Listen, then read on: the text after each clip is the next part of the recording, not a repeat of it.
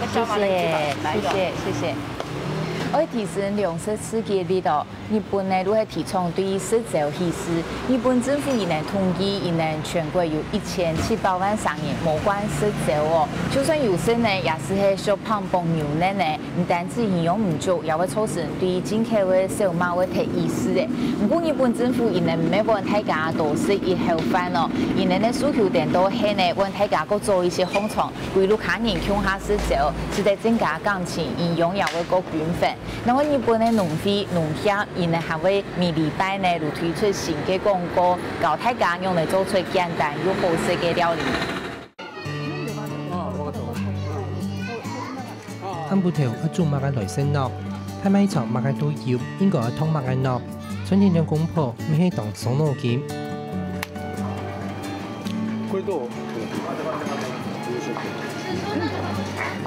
當好食好食的東西，春天將公婆都要過後，當好萬那一起用嚟料理，用公婆融合做可能，每日也係最好和吃食的人士。雖然其他國家嘅暗部頭，但是係食法一種傳統嘅方式為主，不過研究傳統蛋糕也食得到牛肉嘅。3回に1回は肉を使うかな。像春天兩公婆平壤可是都食牛肉嘅人也已多。70年代，日本人食牛肉嘅數量都會上升，不過唔係所有嘅人都食得起日本嘅國産牛。牛肉はね、日本のやつは高いのよ。もう倍ぐらいするのね。だからまあそんなにこだわらなければ、まあオーストラリアとかアメリカとかのがね、約2分の1ぐらいだから、それで済ましちゃうもあるし。喺日本傳統嘅飲食文化度，除咗海鮮料理以外，以少生肉，一直到明治維新嘅時節。因為西方洋食係變作強國天災以為條件，故所大量引進，食貨色的機會也越來越少。朝はパンですね。パンで、昼は自分が作ったお弁当で、夜は外食というか近くで買ったお惣菜とか。ハンバーグが好きなんですね。私の得意料理が結構ハンバーグなので。食造係啱顯面嘅改變。要嘅要呢片嘅麵包熟食，推翻出傳統食法。就同嘅日本食法嘅料，從40年前當然5萬，一下一日將存到3萬，還有個他以上以上，超過1700萬商人唔關食造。朝ごはんだけを食べましょうって言ってるわけじゃないんですよ。ご飯お米を食べるっていうのは実は自給率を上げるには一番いい方法なんですね。食べない子どもたち、食べない大人もたくさんいるわけですよね。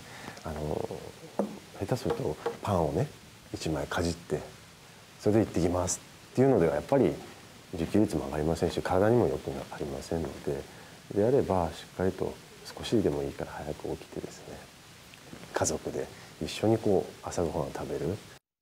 朝ごはんをちゃんと食べると良いこととは？故所本民眾上到而食造而食法，變在按當日日本提升糧食刺激力嘅目標。